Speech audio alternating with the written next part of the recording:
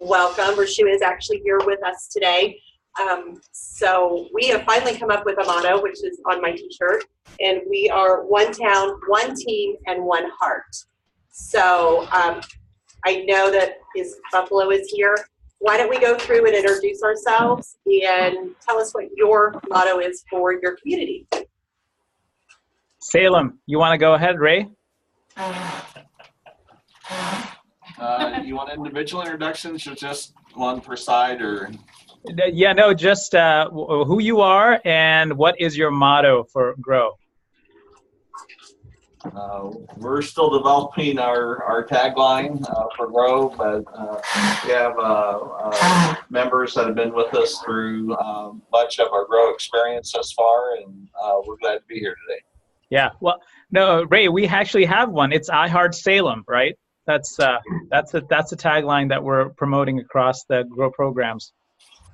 Okay, we'll go with that. Perfect. All right, and then Tanya, who's helping lead the conversations in Buffalo. We can't hear you, Tanya. Can you hear me now? Perfect, yes. Okay. I'm Tanya Watson. I'm with the Buffalo Area Chamber of Commerce, and our motto is Believe in Buffalo. Excellent. All right. Well, thank you so much, everyone, for joining. We had just a slight technology hiccup, so apologies for the delay in getting started. We will do better next time. This is our objective today is to talk a little bit about what are the economic development activities that are going on across your town. So the way we've structured today's conversation is to cover a handful of items. We will give you a quick overview of what is this Growth in the Rural Ozarks, or known as GROW. What exactly is the program? How did it come to be? And really our focus today is to help connect some of our activities to local businesses. It is imperative that we figure out ways to help support local businesses, big, small, medium-sized businesses. There are a lot of unique needs that business owners have. And while there's no single perfect way to address all those needs, well, what you'll hopefully see today is that we're trying a variety of, taking a variety of initiatives to help address some of those opportunities. So we want to have that conversation. We want to walk you through what those opportunities look like. Hopefully in front of each one of you is a survey document. It asks a couple of basic questions. We want to know, are these conversations helpful to you? If you can, as we're walking through, feel free to update, give us your thoughts. And certainly anything you think we could be doing to make this more impactful, we want to continually hear. I'm going to be muting everyone really quick. Mute. Okay, great. So if we can continually hear from you on ways in which we can improve our programming, some of these programs, that obviously helps us improve and get better, more impactful. So, okay, so without further ado, let's dive right in. Really quick, let's begin by looking at why did Growth in the Rural Ozark, why did this program come to be? And my apologies, I should have really started by introducing myself. My name is Hrishue Mahalaha. I am the Growth in the Rural Ozarks, or GROW, economic advisor. I've had a chance now to work with a variety of communities across the Ozarks in Missouri for the last 2 years or so. And over the span of that time, we've learned a lot about how to help support local businesses. And hopefully, so we'll share some of that. I am with an organization called Innovation Economy Partners. We have an incredible opportunity to work with communities like yours, rural communities across the country. And so it's an incredible honor to be able to work with you, and especially in a program like that. What makes it unique is typically when you look at economic development programs, they tend to be very short, 2, 3, 4 months at best. What's unique with this program is that we get to work on a set of initiatives over a longer duration. So it really helps us understand what's working, what's not working, and evolve our thinking and programming. So thank you for this opportunity to be here with us.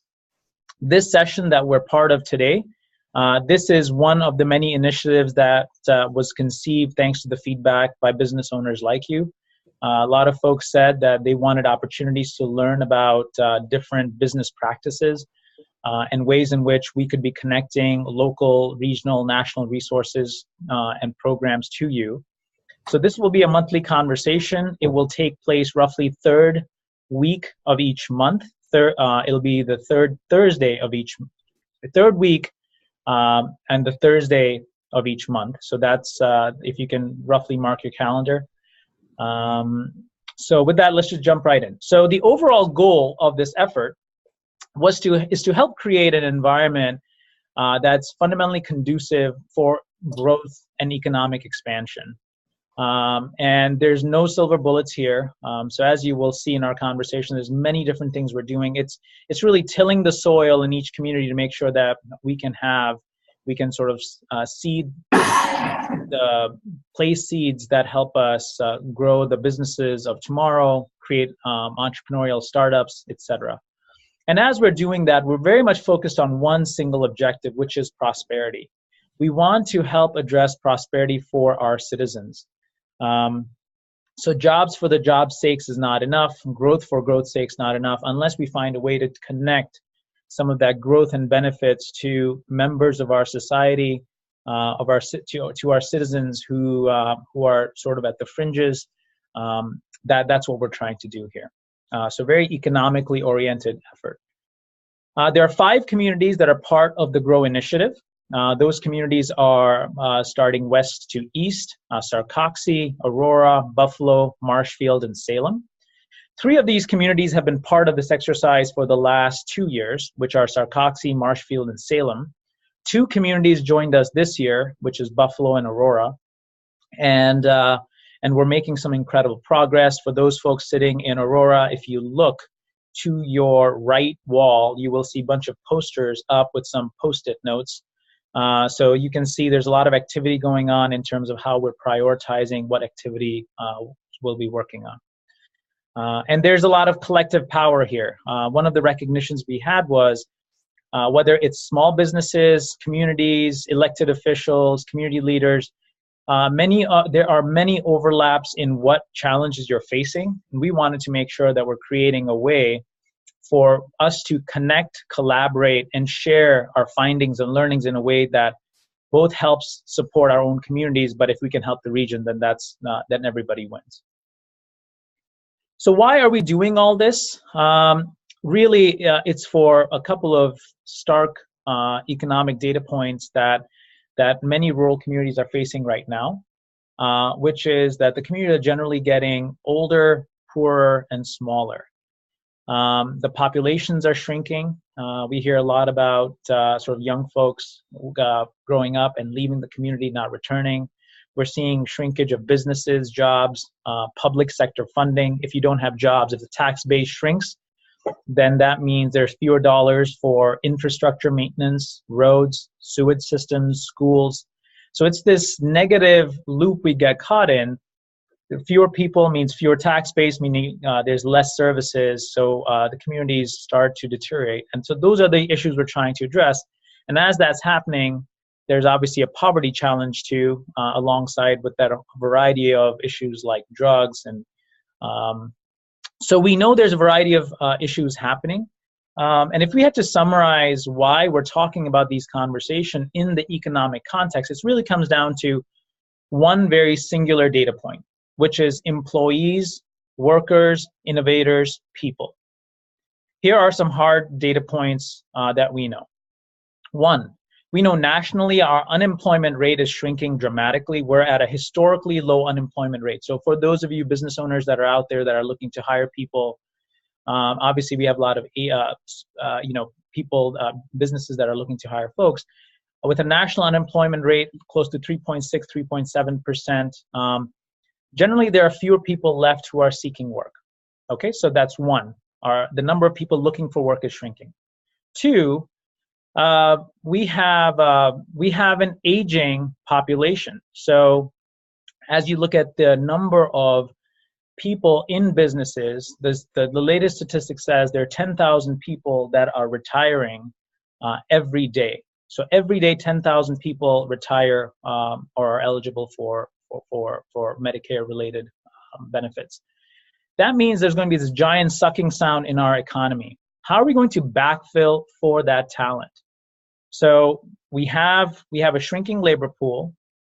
If you look at if you look at school districts, the other trend, that's the third trend that you see, is number of kids that are in juniors and seniors enrolled in schools versus kindergartners, first graders, second graders. You typically see this type of a trend. The number of students per class is shrinking. So population is shrinking. We're getting older. And at the same time, generally the number of people looking for work is shrinking. So we have to think about economics a little differently. We have to figure out a way in which we get more of our people working.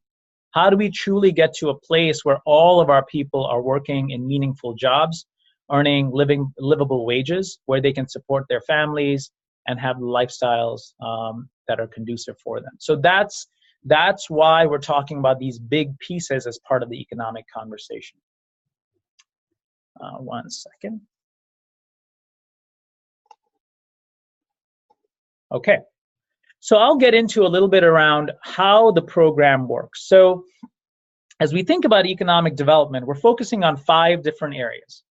First and foremost is, how do we manage all these pieces? The number one challenge we have with economic development is that you have public sector individuals, so it could be nonprofits, it could be government agencies, so you got those. We have private sector entities, businesses, and various organizations. Because of the number of folks that are in our economy, generally we find that there's sort of an opaqueness in the information that's available across the communities. People don't fully understand who is doing what and how could we be collaborating more effectively. So governance is all about, how do we come together? We may still compete on a handful of things, but generally we want to find ways in which we're collaborating much more effectively. So that's the first piece. Second is workforce.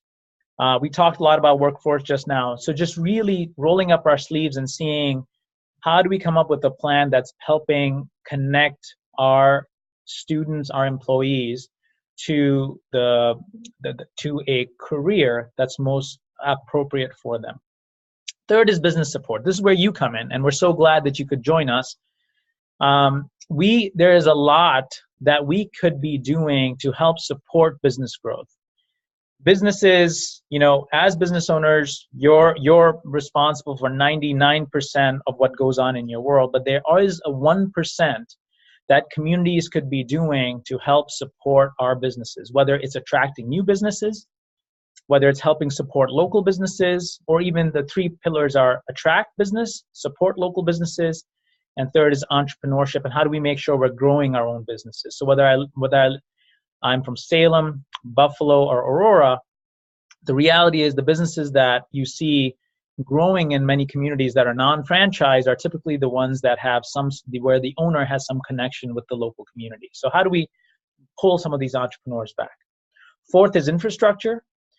Without roads, without a clean community where you don't have a lot of blight, a lot of rundown properties, you're not going to attract businesses. We're not going to create an environment that's conducive for business growth. So we're working with communities to help on that front. And the last is, you can do all the great work, but if you don't take the time to go out and talk to our local business owners, our local students, parents, elected officials, then there's always be a gap. So in all of our communities, we're very much focused on making sure that we're getting the word out.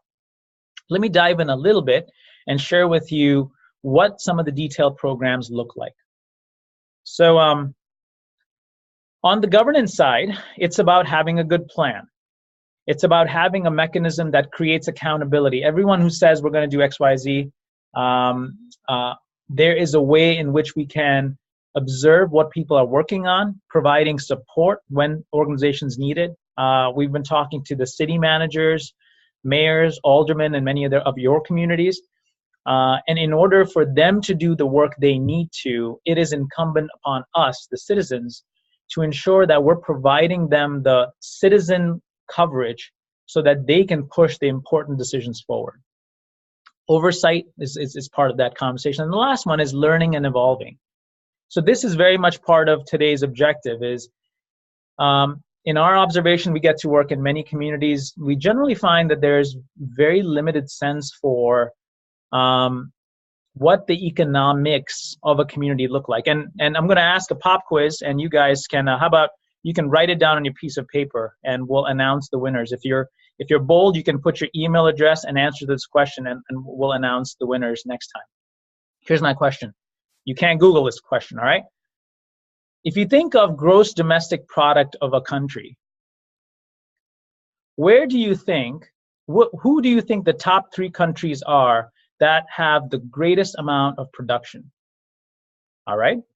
And what would be the sequence in which you would order those companies? So obviously, China would come to mind, maybe India, maybe Brazil, Japan, US. I'm curious, how many of you can identify the top 3 countries? And for a bonus question, if you can identify even roughly what you think the number would be, and I'll give you a hint, the number is in trillions of dollars, and all the countries' GDP is less than 20 trillion. So no country's singular GDP exceeds 20 trillion. So it's less than 20, greater than 0. If you can identify the top 3 countries and what their GDP is, you can't Google. All right. And that question is interesting because the answer to that question may surprise some of you. So that is what we're talking about: learning, evolving, what we know about our economics, nationally, locally, and there's so much that we can do locally that we're focusing on. Next area is workforce. This is a gold mine of an opportunity. In smaller rural communities, your number 1 asset are your schools. We fundamentally have not tapped into the asset that's our schools. Our students, our young citizens are more talented, more technologically savvy, are more entrepreneurial, more innovative than any previous generation. And we haven't fully tapped into their capabilities and resources. So what we're working on is figuring out how do we get set up an environment where our students are graduating not just with a good academic experience, but also really powerful experiential learnings. So let's talk about what some of those processes could look like. Creating student engagement programs like mentoring, internships. We're going to be introducing in some of our communities career mapping at the middle school level. I think we all know it, but our young people are becoming smarter, are becoming more mature, much faster than anyone previous to their generation. We need to be talking about careers not as a senior, not as in when they're in college or in technical education, but in middle school level. This is when they're starting to think about where they want to go. And the reality is many of our young people are making under-informed decisions because they just don't know where the jobs are. They don't understand what personal decisions they need to make to get there. So what we're going to be doing is make sure that every middle school student across all of our programs has a career map. It says, I take a personal interest survey, understand what I'm interested in. I identify what potential jobs could be of interest to me. And then we help create pathways on how people get there. We help people make better choices around trade-offs. What does it mean to stay in school versus dropping out? What does it mean if I get involved with substances, et cetera, et cetera. So understanding what those trade-offs are, our hope is that our students make better informed decisions that are helpful for them and their communities.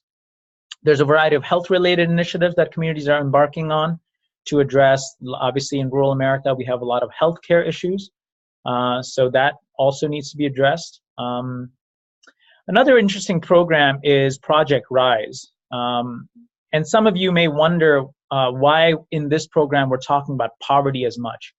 And I tie it back to a shrinking workforce. Our workforce is shrinking. Our employers, our business owners are getting older. We have to figure out how to get those people at the fringes back into the labor pool. And the economic landscape is set up perfectly for us to get these people into the workforce permanently so that they don't have to be sort of cyclical where they're coming in and dropping out. Project Rise is a program. It's a 2-year program where some of our communities are adopting 5 to 8 families, and we're going to basically all hands on deck, providing full support to these 5 to 8 families, and the goal is to get them structurally out of poverty once and for all. There's a model. We're not inventing anything here. There's a model that already exists in Springfield. So we've borrowed their expertise, we're borrowed their program, and we're bringing into your communities. Very, very powerful program. The last piece is job listings. Oftentimes we talk about economic opportunities, job creation, but we don't have clarity enough on where the existing jobs are. Our goal is to create that clarity. So that's what we're working on in every community. As a matter of fact, I'll show you in a few minutes. In each of your communities now, we have a platform where any of you can go and look right now how many jobs are open, what types of jobs are there, entry level, mid-level, experiential level, etc. So we're starting to get clarity on those pieces. I'm going relatively quickly. If you have questions, please do write them down. We will be saving time towards the end to have that discussion. Next, let's talk about business support. We have now launched a program called Business 911. There's a website called business911.org that's now has launched across all of your communities, and I'll be giving you a demo of that shortly. But this is supposed to be the front door. If you're a business owner, we're not saying that you have to come to it. You may never need it. But the idea is for us to at least do our best. The 1%, what's the 1% that a community can do to help business? This is where we're putting all our resources, our support in one place, so you have an easier time finding the resources that you need. At the same time, we're doing deliberate outreach, events like this, getting in front of our businesses to help them understand what we're working on, and we will come clean. We don't know which of these programs will work. We fully accept the fact that 1 year from now, maybe 50% of programs, we will kill them because they're not working. And that's okay. That's a win. That's a step forward. As long as we can have a conversation, as long as we can understand what's working and what's not working, we can continually improve our programs. Business Speaker Series, we're engaged in that right now. One of our communities launched a microloan program for small businesses looking to start up, businesses looking for just that, if you're looking for less than $10,000 in a sort of a working capital loan or some startup capital, one of the communities has launched that. Business Attraction, we're working deliberately to see each community has something unique to offer. Who would be great businesses to pull in to the communities? And the last one is an entrepreneur shark tank. I know it's very cliche to talk about that because we hear about that so much, but it's just a really great, simple concept. We'll be working with schools, with you, the business leaders, to see how we can pull in the innovative, entrepreneurial energy of each community and take that and provide the people support so they can actually bring their businesses to fruition. Rural communities have a lot of assets going for them. You have a lot of space. You have a lot of retail. You have many, many services that are lacking in your community. You have a talent pool of people that are looking to supplement their income. So we don't necessarily, the mistake we make when we talk about entrepreneurship is we're always thinking, or not always, quite often we make the mistake of thinking of folks like Steve Jobs and Mark Zuckerberg. The reality is there's hundreds of businesses that could be started that don't have to be even full-time businesses. They could be services that could be part-time businesses that supplement a family's income, helps raise their prosperity. Infrastructure, a lot going on this front. The first thing people see, you can have all the programming, but if I'm driving into a community and I'm seeing rundown buildings, if I'm seeing under-maintained properties, if I'm seeing trash, right away it's a signal. No one has to say anything. That's a signal that this community, there's something not aligned right. There's something here that the leaders are not paying attention to. We have to address those points. And this, frankly, this is one area that all of our communities have made tremendous strides forward. beautification, cleanup. The cities are working on updating their ordinances. How can cities better manage some of this work? They have the resources. They have the enforcement mechanisms to ensure that we don't necessarily have to spend extra dollars. Let's just make sure that our citizens are being compliant and making our community look hospitable. And then there's a variety of bigger initiatives that are taking place. One community is building an interchange. A variety of communities are working to build their town square, sidewalks, parks. The idea is, let's just create a community where people want to live. We're slowly moving to a world where place won't matter as much. The digital economy means that people can live, work, play anywhere and do work and serve clients and customers anywhere. And rural has a distinct edge. You have culture, you have sort of the calm lifestyle. Oftentimes you have great schools, great communities. If we can just figure out a way to package that makes it more attractive for people to move in, we've got a winning combination. Last one is the outreach. So this is something, the work is never done on this front. We have to keep making sure that we're going to be getting out there, talking to local people, the citizens, again, parents, students, educators, elected officials, business owners, nonprofit leaders, to make sure they understand what we're working on. So these are all the list of things we're doing. As a matter of fact, we added one more. Now here's something else you can do on your feedback form. We're going to be introducing a economics book club. If you sort of wig out on economics and you kind of like macro trends and micro trends and see what's going on in the world and how that may tie to your local community or your business, write your email address down. We will invite you. In the next month, we'll be identifying a book, and we'll be having conversations. The idea is we just get smarter about what the data tells us so we can make better choices for ourselves and our communities. Okay, I'll keep going. Let's get into Business 911. So give me a second.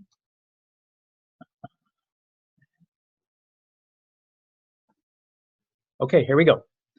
So this is business, excuse me. The website is business911.org. Okay, so that's the website. It's live, you can test it out. We will be launching this site in a few other communities, so these other links don't work right now. We're going to Grow Missouri, so we're gonna click on that. And I'll give you a quick overview of what all is involved here.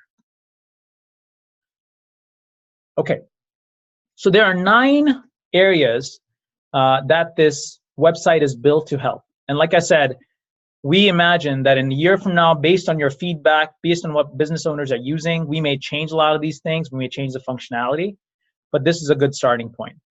9 focus areas. Let's go one at a time. First, resource catalog.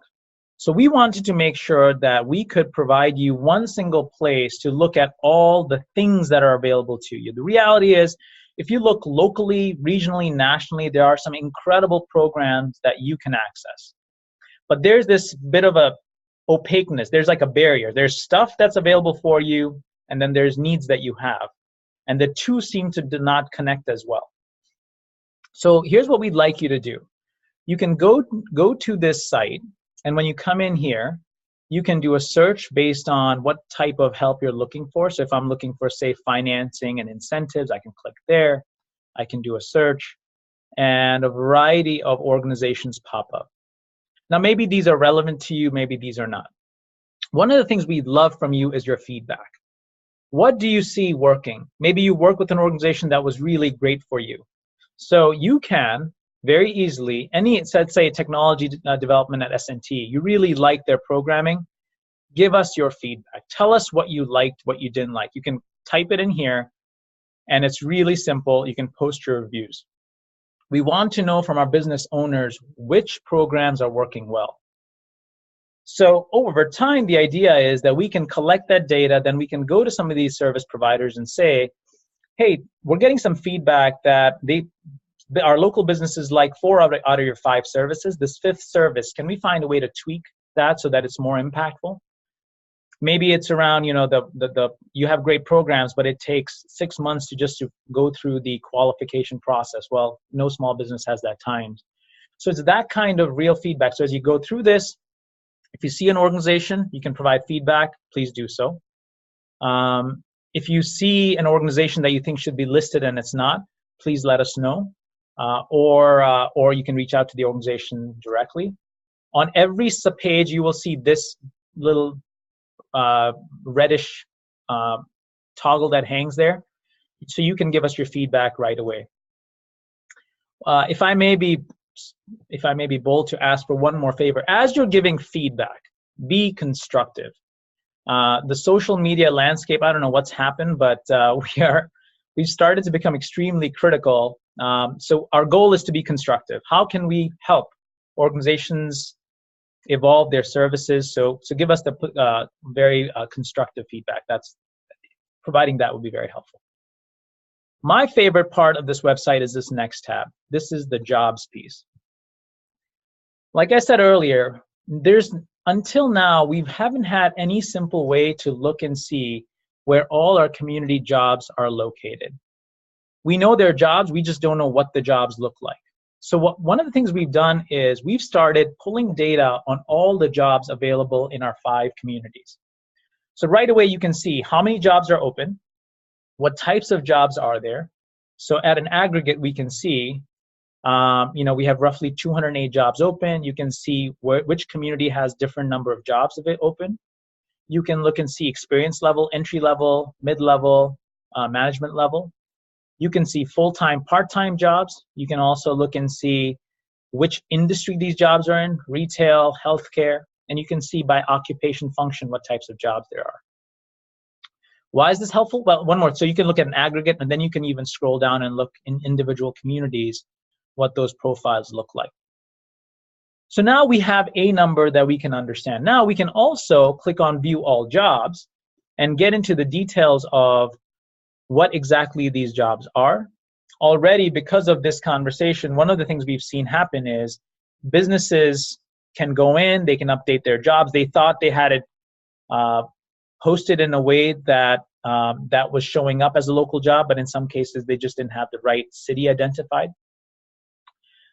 The way this data works, we're pulling this data from a site called Indeed.com.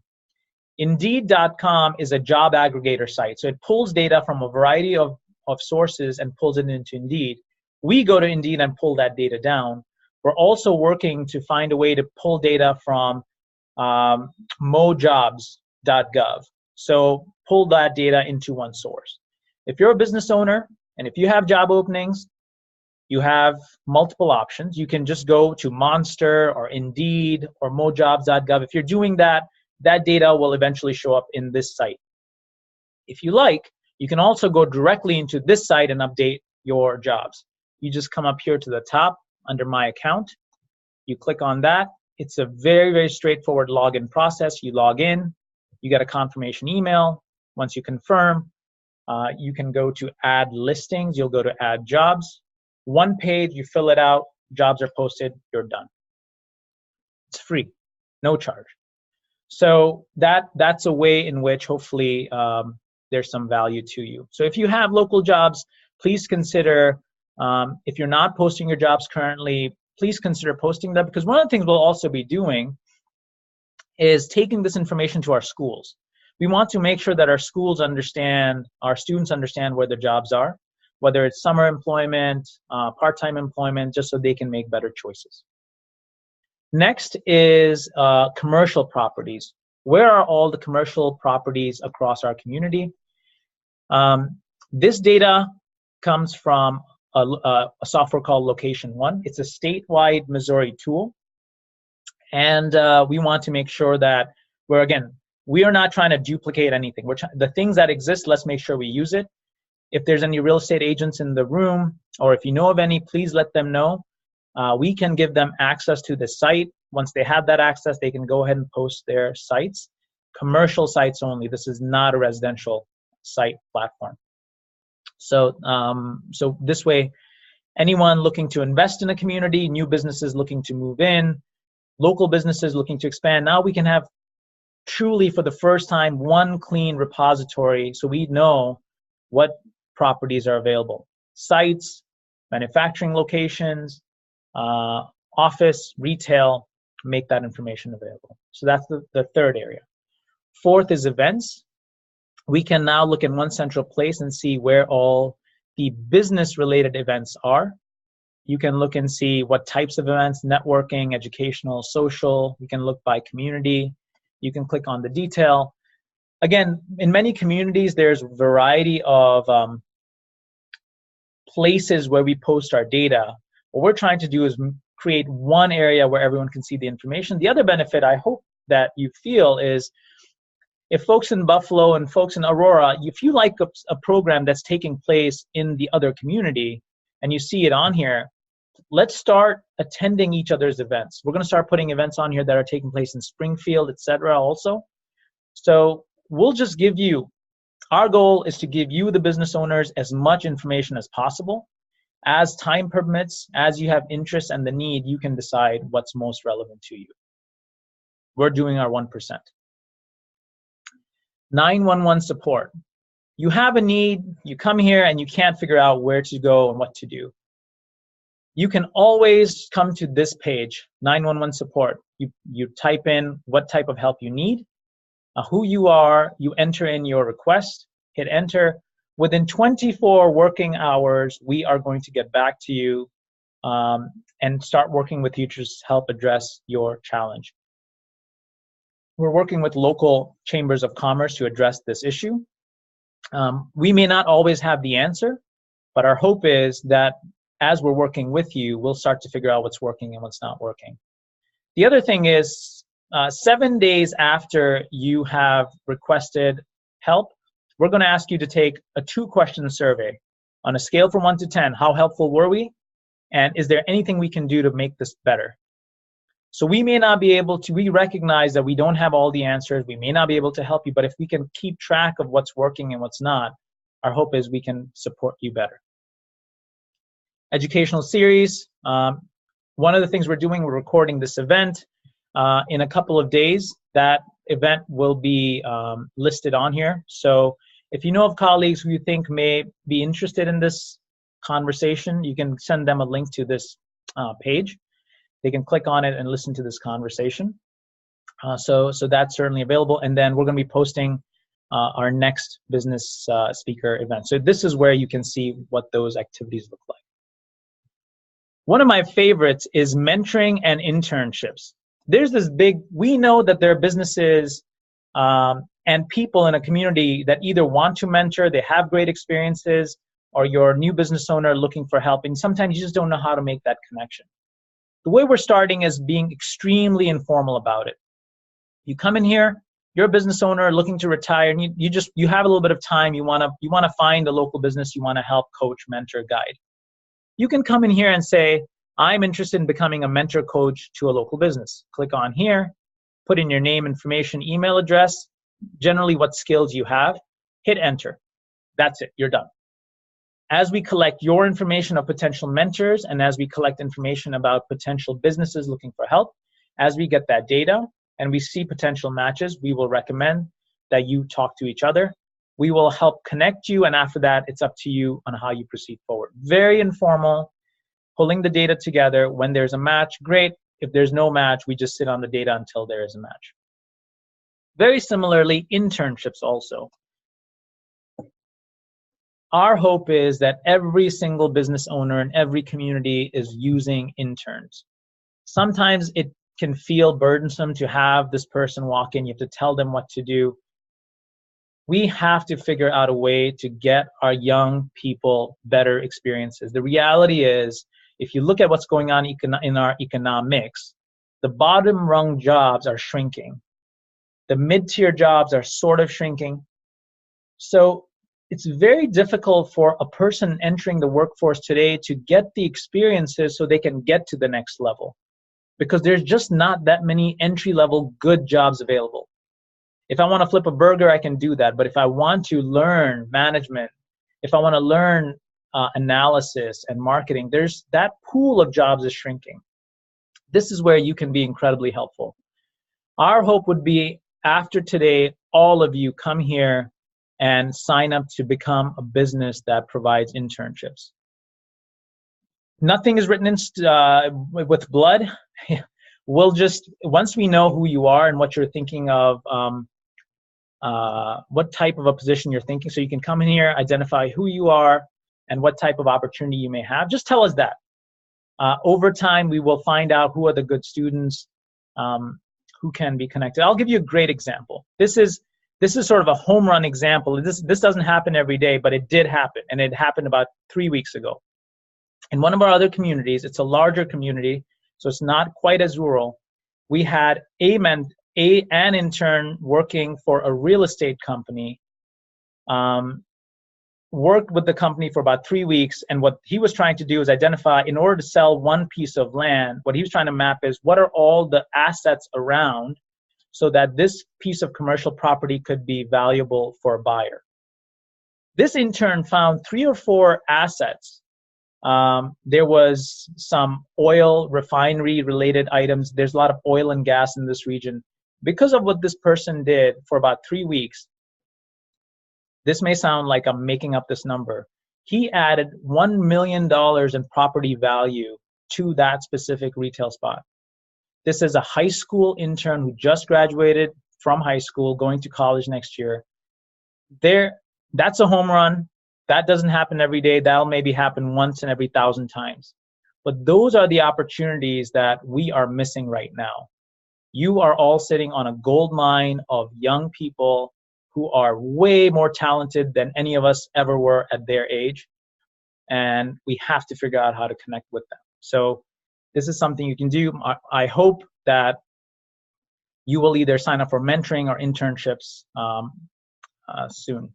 Last piece is, if you have questions, you're trying to solve a problem, you don't know where to go, let's become better at sharing what our questions are and what the answers are. So we're slowly, this just launched, this site launched on July 12th, so we still have a lot of work to do on this front. But this is where we can start getting better at sharing our information.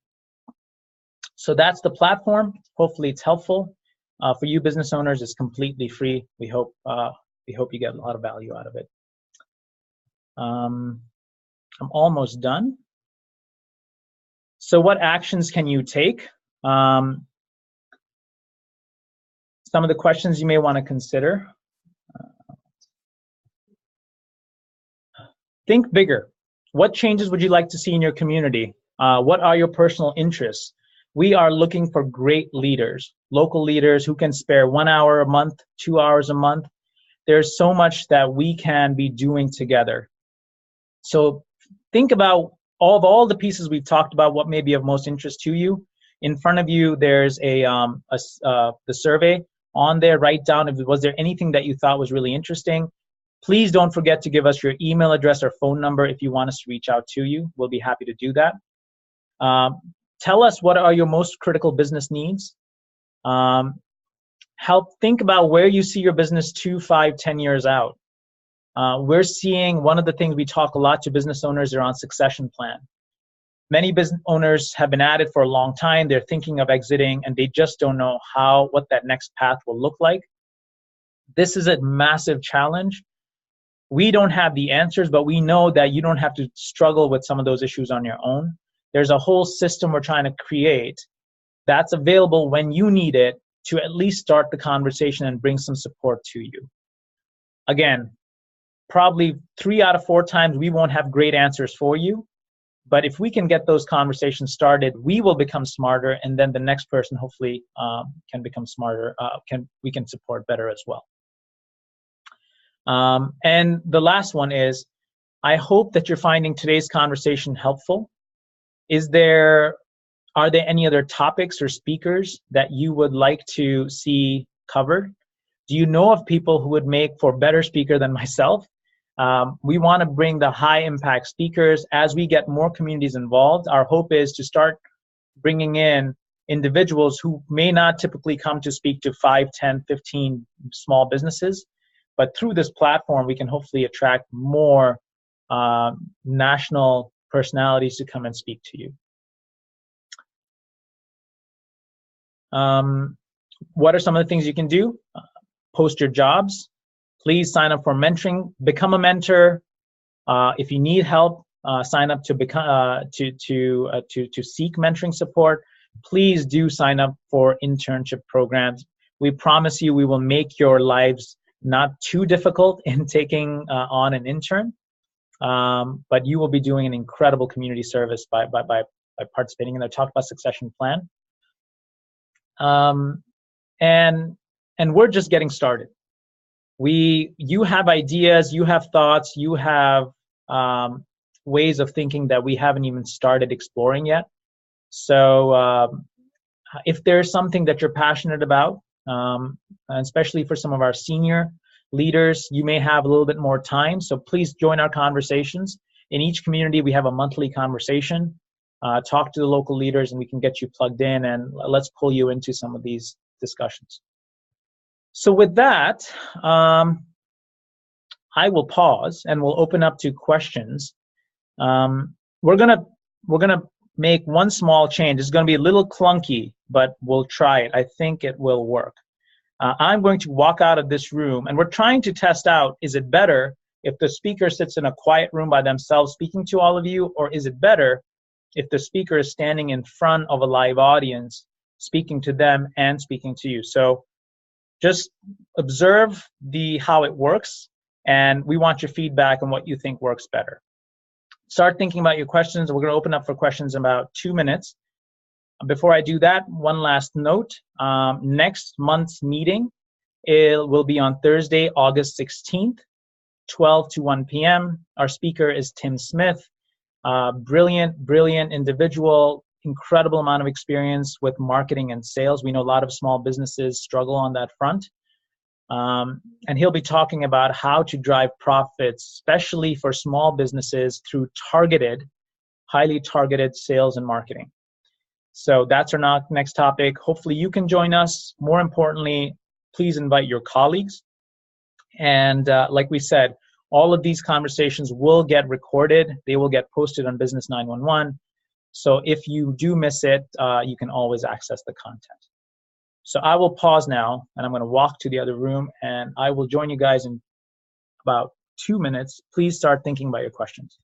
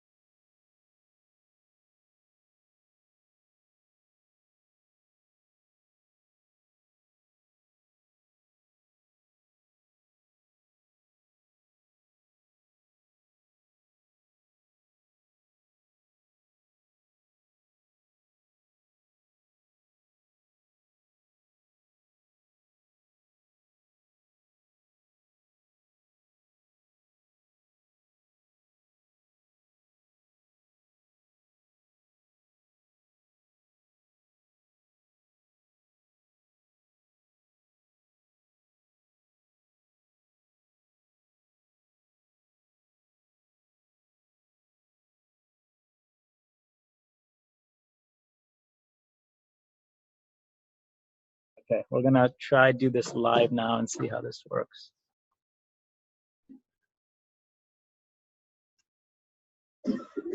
Okay, all right. I'm in Aurora. Here's the team over here. So hopefully you have some questions. We'll open it up. Let's start with the folks in Aurora. Any questions, thoughts? Yes.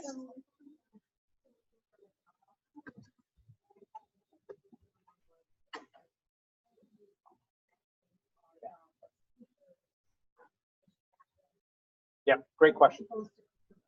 Perfect. I'll repeat the question. So the question was, if we have, how are we connecting our jobs that are listed on Business 911 with potential job seekers? Great question. What we'll be doing is we have, as we talked about, we have an entire outreach campaign. So in Aurora, for example, there's a whole team that's dedicated to doing social media outreach, printed ads, PR stuff on newspapers. We'll also be working with schools to make sure that there's certain institutions that are aware that the site exists. So we'll be promoting it. And the beauty of this is that this is very much tailored to people living here. So Business 911, I wouldn't think is as relevant to folks in Springfield right now. So that's the idea. Promote the site, get people to use it, understand what's on here. Other questions? How often will this website be updated? The question was how often? Yep, the question was how often will the website be updated? It's very dynamic. It's being updated constantly. I'll give you an example. So we're looking to launch the site also in Colorado and in parts of Ohio later this year.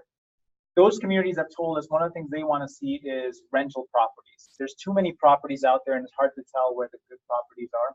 So we're going to be adding a module that helps us understand where rental properties are and sort of vetting what our good properties are so that we're not putting our employees in any sort of risky situation.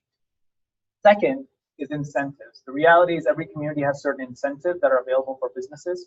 We want to list them all in one place.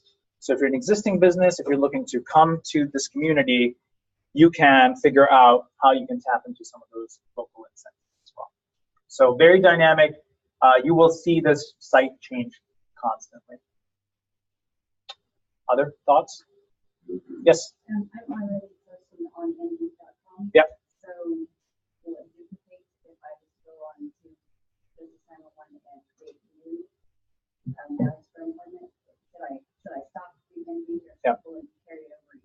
Yep, great. The question was, we have a person here who's posting jobs on Indeed. They want to know if they should continue doing that or is this being redundant? So the answer is, we're pulling data from Indeed. So if you're posting jobs on Indeed, they should show up on our site. So one thing you could probably do is just go to Business 911, go to the jobs and make sure your jobs are listed. I'll give you an example. 2 weeks ago, last time we met, folks from Mercy were here. They have a whole bunch of jobs open, but none of them were showing up on the site. The reason was because they had tagged Springfield as because they wanted to hit a bigger demography. So through that conversation, then they made a change, and then those jobs started getting pulled in. Let me go to the other communities. So let me go to Buffalo for a second. Can you hear us? Physically, he's going into Buffalo. Tanya, go ahead. Do you have any questions? What's that? I can't hear you, Tanya. Great. Oh, wait, let me try again. Now try. Can you hear me? I can hear you now, yes. Questions? Okay. Just wanted to expand on that last question about that you were talking about with a Springfield job. We have somebody who works out of Springfield but has a Buffalo job listing. How can she better tweak that to make sure it shows up for Buffalo? Yeah, as long as the so could you all hear the question? So as long as the location of the job is one of our 5 communities, it will pull in. So that's a little bit of it's slightly goofy, and I'll admit that it is. So unless the address has one of our 5 community names, it will not pull in. The reason is because we just wanted to start with the core communities. Over time, we will expand. The reality is people don't only work in Salem. You can live in Salem or Aurora and then drive 25 miles, whatever it is. So we will add to that. But right now, as long as you're tagging the city name, you should be fine. Tag the city name. Any other questions? Okay. Where can you tag the city name on your listing? Yeah. Is it specifically? But not on. Okay. What if they're posting it directly to the Business 911 website? On Business 911, there is an address that's identified with the job, so you can put in the name of the city there. And if anyone is having an issue with it, please, Tanya, give them our contact information, and I'll be happy to work with them one-on-one. Okay, I'll do that. Let's see. One of the other questions that I had is, how will the mentoring internship process work? Okay, good question. The question was, how will the mentoring and internship process work? So mentoring, let's talk about that first. Right now, we're just trying to collect information on who wants to be a mentor. We didn't want to create a big elaborate program and turn out that nobody wanted to sign up for it. So what we're trying to do is just figure out, is there, even if you can get 2 or 3 people that say we want to be a mentor, 2 or 3 people that say, business owners that say they need a mentor. We want to sort of figure out what the volume of need is. Once we get that information, we will be sitting down with each of the communities to see how to best create the linkage. We will introduce the 2 parties and then let them carry it from there. Very informal. We will basically help connect the 2 folks together. So that's on the mentoring side. On the internship side, the request for you is to let us know, hopefully all of you can use an intern. As we leave today, we should have at least 30 to 40 internship opportunities listed. If we can just understand what the needs are, then we will be going to your respective schools, high school principals, and saying, here's the internship opportunities. Which students can we plug in to these positions? Some of your schools already have an internship program that's been launched. Some of you in Aurora, for example, you'll be launching an internship program in January of 2019. So we will see if we may be able to pilot something this fall. But we'll be working with the schools to bring the students into the conversations. Does that help, Tanya? Yeah. Okay. Any other questions? I have one more question. I have one more question for you. Where is the Business 911 website headed? Where do you see it going? What's the end goal? Great question.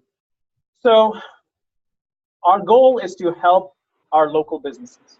And this is sort of a philosophical point, which is there's no website that can solve a business. We know that. This is simply a website that can only do this much of stuff.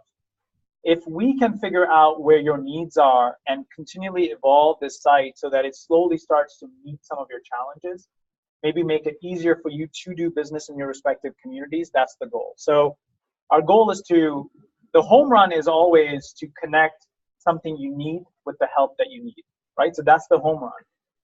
But the second really important part of this is for us to learn and see where we're making the connections and where we're not making connections. So then the towns can take better steps forward. And we see that. We see it again and again. You know, we sort of get caught up in this thing around, I'm a business, leave me alone, they're government, and all this sort of political thing that happens. But it's basically BS conversation. What we have to do is figure out what are the pieces that you can't solve for on your own. Where can we provide a little bit of guidance? With the data, we can go to the respective leaders and say, city, here's one thing you need to do. That gutter, or so that pothole on Main Street, that has to be fixed because, you know, we have too many cars that are breaking down, and that's bad for business. If we can start collecting that data, we can make sure that the right parties are taking the right steps forward. Does that help, Tanya? Yeah, I think so. Okay. Good. All right, let's go to Salem. Let me mute you. Hey, Ray, thoughts, questions? Really don't have any questions. Just had one thought that we thought we'd pass along. We planned when we have our monthly chamber membership meetings is to maybe do a quick demonstration of posting jobs on the website where we hold those chamber meetings. We usually have technology there and can just take a few minutes of a meeting to do that. And we may do that multiple times just to show our businesses, you know, where they can post their jobs directly. Excellent. Good. Yeah, that sounds like a great idea. Very good. Okay, for the folks that are listening in, how did this standing thing work? Was this okay for you? Can you still follow along? What works better, this form or where the speaker is only speaking to the computer? Let me unmute it. Sorry. Yeah, we think so. For Buffalo, the consensus is that they think that it's better when you're in the room by yourself. Okay. It's very hard for us to hear the questions from the community in the room. Okay, got it. Salem, anything you want to add? Be the same thing for Salem. Okay, good enough. All right, so we'll stick to the original format. So, and going, any last thoughts, comments, questions? Yes, sir.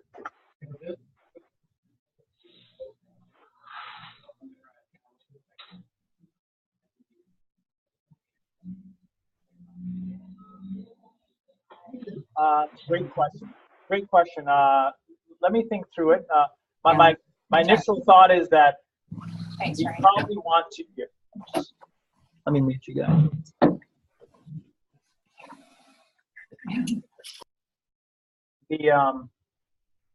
What we can start right away is to put a web link. So we can put a web link to the business. When they click on that, they go to the business site and they can do.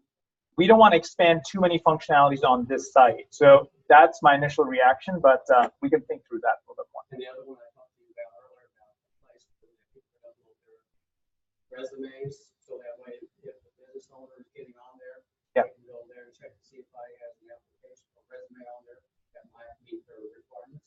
Great. And they can contact me, place to meet both. Sure. For the listeners, let me just repeat the first question. I forgot to do that. The first question was, how can employees best apply for jobs? So our goal would be to put a web link for businesses right on there, or a phone number or an email address that they can click and be directed to the business site. And then we can see how to evolve that further. The next question was, can we have employees upload their resume so we almost have a bank of resumes that identify what local employees are looking to do, so that employers can screen? Certainly, that's something we can think about. Right. Yeah, this is a tool for you, by you. So if that's valuable, we're happy to do it. The hesitation that I have is I don't want to inadvertently create duplication. I don't want to create a site. We don't want to create a site that does something that 100 other sites do, and that becomes redundant for you. But if you think it makes sense to have that capability here, we can certainly make that happen. Okay, with that, I know we're slightly over time, so we will wrap it up. Thank you for joining. Hopefully this was helpful to you. Please join us back on August 16th for another great conversation. Thank you. Take care. Thank you, guys.